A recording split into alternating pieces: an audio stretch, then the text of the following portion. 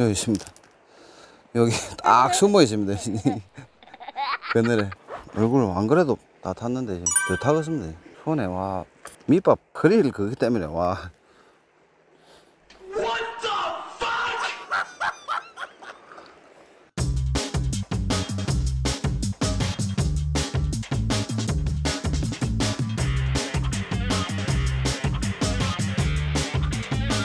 어떻습니까? 화장 잘 되고 있습니까? 이빨에 발라 드십니다. 근데 이거는 바르면 다시 투명해져요. 너무 많이 발라삐네 지금은. 갑자기 내 이래 허옇게 바르고 난 게 사람들 우르르 나가삐네 한 10분. 밥 좀 드시고 가십시오 형님들. 야, 어제 누가 내렸노? 나 창이를 물어봐요. 낚시하는데 똥을 싸놨는 놈이 어디 있습니까? 아무리 그래도 저 옆에 좀 안 보이는 데 싸놨지. 도시락 쳐먹은 것도 십도가도 안 하고 삐꼬통에 넣어가면 됐거든. 이 낚시해갖고 이 쓰레기 아무 데나 버리사고 최소한에 보이는 거는 쪼가야지. 이거마저도 안 쪼가면 이 낚시 안 해야 됩니다 생각하게. 기본이 안 되네. 아, 계속 빠지네 저거. 진짜 짜증나네 진짜. 밥 먹는데 차라리 갯바에서 뭐 배 아프고 이러면 도래방에 두고 가고 쓱 비면 되는데. 제 오늘의 아까 제 채비는 낚싯대 1.25 1일 3,000번 원줄 1.75 목줄 1.75입니다 대신에 이제 목줄을 약 한 5m 정도 주고 어신지를 약 4m 부근에 지금 집계를 해놨습니다. 목줄하고 찌는 아시아 마스터피스 이제 04번 30 부력이죠. 제가 목줄에 어신지를 달아난 이유가 30 찌가 이제 목줄 무게 바늘 무게로 서서히 동조돼 갖고 어느 정도 채비 입수가 원활하게 할 수 있도록 이렇게 지금 해놨습니다. 봉돌은 물리지 않았고 긴꼬리뱅에돔 9호반을 이렇게 준비를 했습니다. 이거 보면 그건 한 5m 한 1m 위에 보일란가 안 보일란가 모르겠는데 목줄에 일단 어신지를 지금 장착을 해놨습니다. 이 04번 찌를 안 그래도 저한테 마스터피스 부력을 물어보시는 분들이 제법 있던데 04번은 30 부력입니다. 30하고 40 사이 정도 되는 부력인데 사이 부력인데 왜 목줄에 다나 이래 물어보는데 원줄에 달면 사실은 이 조금 강한 물에는 채비가 잘 뜹니다 사실은. 근데 봉돌을 안 달고 목줄에 달다 보면 입수가 카본 무게가 비중이 있으니까 바늘 무게랑 입수가 어느 정도 서서히 내려가면서 잠깁니다 이 채비가. 원줄 역시도 이제 지금 제가 이거 세미하고 서스펜드 사이 줄이라서 가라앉는 원줄이다 보니까 원줄 무게 목줄 무게 이래 정렬이 되면 싹 가라앉습니다. 봉돌을 억지로 넣어가고 채비를 가라앉히는 것보다 밑밥하고 미끼하고 자연스럽게 동조되기 위해서 긴꼬리 낚시를 할 때는 목줄에 이 어신지를 좀 많이 주로 이용한 편입니다. 이 조류가 센 상황에서는 정답은 아닙니다. 제 채비가 정답은 아닌데 조류가 센 상황에서는 뭐 제로나 뭐 B나 G2 이런 게 밑밥띠하고 같이 이제 태아 나가면 어느 정도 가면 벗어납니다.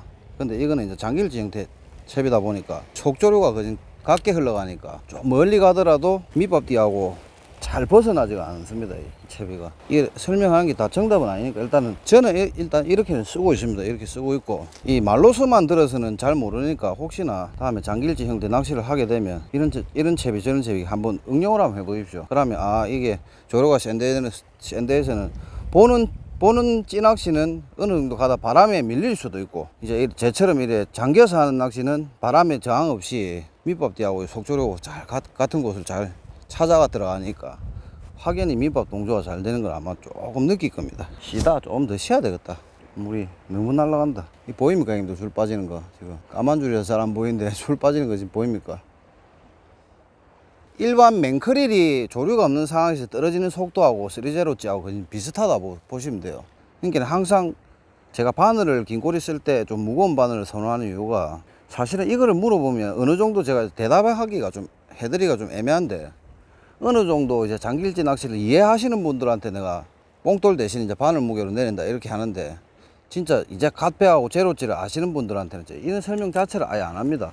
얘기해봐야 제가 또 헛되게 잡는 것 같고 잘 모르고 있으시면 이해하기가 좀 사실 힘듭니다. 이게 02, 03이 최고 많이 이용되죠. 아무래도 요새는 그냥 막 이래 쓰지만 옛날에는 진짜 막 이런 게 아까워서 막 편납 붙여갖고 부력 맞춰갖고 싼찌 사갖고 부력 맞춰갖고 똑같이 만들어 쓰고 이랬는데 이제는 아이고 막 귀찮아서요. 그냥 열정이 많을 때는 참 맞춰 쓰고도 이랬는데 낚시가 게을러졌다는 증조죠. 민물 편납 붙여갖고 민물에 바다 소금 조금 태워서 부력 맞춰보면 금방 알 수 있습니다. 이거 사이즈 좋은 긴꼬리 한 마리 얼굴 보여주기 위해서 열심히 하고 있습니다. 나는 5,000원짜리 도시락밥 먹고 너희는 지금 밑밥하고 합이 얼마고 소고기보다 더 잘 주는데, 본류가 약한 본류나 조금 지류가 좀 강한 데서는 04번 갖고 목줄에 부착을 해갖고 표면 장력이죠. 원줄 저항을 표면 장력 깨갖고 물에 초리대를 담가서 넣어보면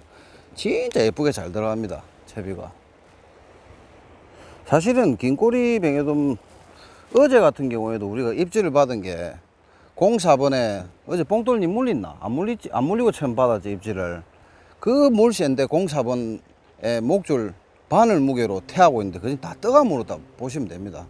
그러니까 뭐 상황이 안 좋을 때는 깊이서도 물지만은 저는 이래 생각합니다. 긴꼬리 뱅에돔이 만약에 긴꼬리 뱅에돔 들어왔다가 부시리하고 똑같은 해유어종이라 저는 생각해서 거짓 많이 떠가 뭅니다. 고기가 들어오면. 대신에 이제 물이 센 데에서는 밑밥하고 파우더 이게 가볍다 보니까 입질 받을 수 있는 비거리만 조금 멀어질 뿐이지, 다음에 가시면 무조건 물이 세다 해갖고 깊이 내리지 마시고 띄워서 채비에 대한 믿음을 가지고 그래 한번 흘려보시면 아마 또 조가에 아마 도움이 될 겁니다. 이래 지금 제 요래 있으면은 4m 부근에 지금 달려 있으면은 약 한 1m 부근에 이렇게 좀 직결이 되어 있는 상황입니다.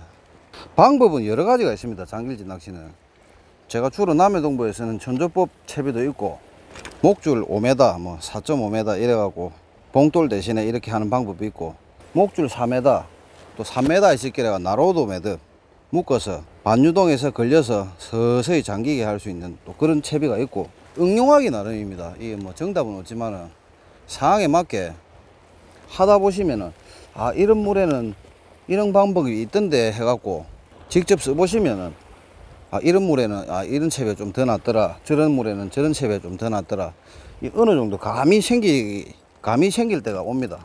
그럼 그때 보면 이제 그걸 자기 거로 만들어야죠. 계속 목줄은 카본 비중이 1.17입니다 무조건 가라앉게 되죠.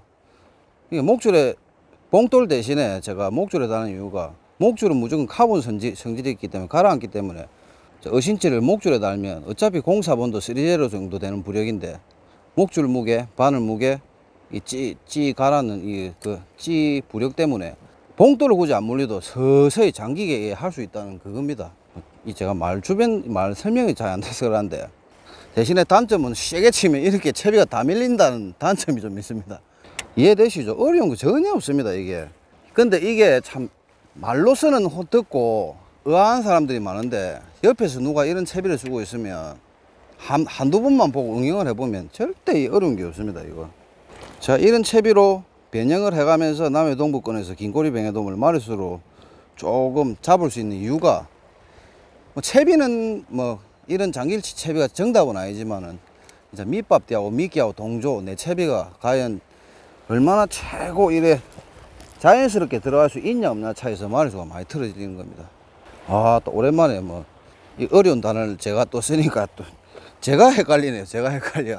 하여튼 이런 채비도 있고 저런 채비도 있습니다. 이 설명만 되고 이러면 저도 막 낚시 막 강의도 하고 이랬긴데 그긴 정확하게 안 됩니다. 저는 그냥 뭐 대충 보고 물 보고 아 이 물에는 이렇게 한다 저렇게 한다 간만에 쓸 뿐이지, 이 말을 하다 본 게 또 이까지 얘기가 나와서 그렇지. 주로 제가 장길지 낚시를 하는 거는 다 이제 어신을 받으면 찌보다 이제 원줄로 어신을 받는 부실이 뭐 참돔가 하듯이 그런 어신을 주로 받습니다. 또 재밌습니다. 짜릿하고 찌보고 막 들어갔다 나오고 이러면 스트레스 받지 않습니까 형님들. 근데 중요한 거는 이 채비를 하면서 최고 중요한 게 이렇게 채비를 거졌을 때 무조건 이제 밑밥하고 미끼하고 찌 맞추기 한다 해갖고 채비를 거졌을 때 내 바늘이 어디서 튀 나온 걸 항상 잘 봐야 돼요. 그래서 이제 내 밑밥하고 내 미끼가 물을 타고 가면서 내가 원했던 지점에서 내 바늘 튀 나오나 이걸 잘 봐야 됩니다. 쏙물이 틀릴 때는 약간만 이게 줄이 팽팽하게 돼 있어도 밑밥들을 벗어나게 됩니다. 이게 무슨 뜻인지 이해하시겠죠? 그래서 항상 채비를 거졌을 때 제 바늘이 내 밑밥도 제가 생각하고 있는 밑밥 그 조류에서 티 나오냐 안 티 나오냐 이제 그거를 잘 보셔야 돼요.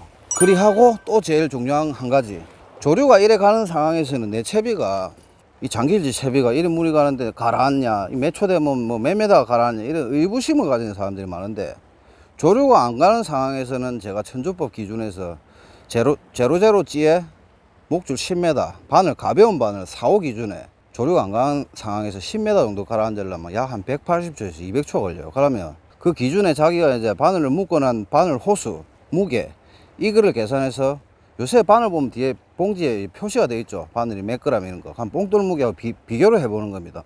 그럼 이 조류에 이 정도 물에 항상 장길지 낚시를 이제 하시다가 이 내 채비가 이거 도대체 뭐 4m에서 고기가 뭐냐 5m에서 뭐냐 이거를 계산을 해야지 말을 줘야 됩니다. 왜 그러냐면 저는 항상 초반에 긴고리 낚시를 하거나 무슨 장길지 낚시를 할 때는 항상 초를 셉니다.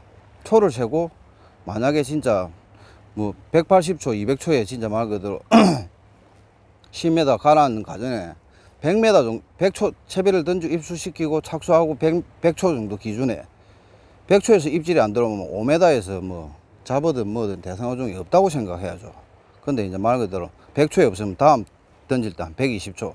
그러면은 5m 조금 넘어서 뭐 크릴 대가리가 따이가 오거나 뭐 입질을 한다. 그러면 5m 조금 넘어서 5m 6m 사이에서 이 대상어종도 무슨 잡어든 건든다 이래 기억을 하고 패턴을 빨리 잡아 나가야지 말이 좋아 됩니다. 이런 게 지금 제가 좀 어려운 말을 쓴 것 같은데 그 낚시란 게 정답이 없지만은 조금 이렇게 순간적으로 변하는 패턴을 만들어 나가서 자기 걸로 찾아 먹어야 돼요. 이게 근데 뭐 자연이 허락 안 하면 무조건 고기는 안 되죠. 안 되는데 이런 상황에 저런 상황에 응용을 일단 하다 보면 진짜 악조건일 때도 한 마리 두 마리 얼굴은 아마 볼 수 있을 겁니다. 아마 왔습니다. 형들.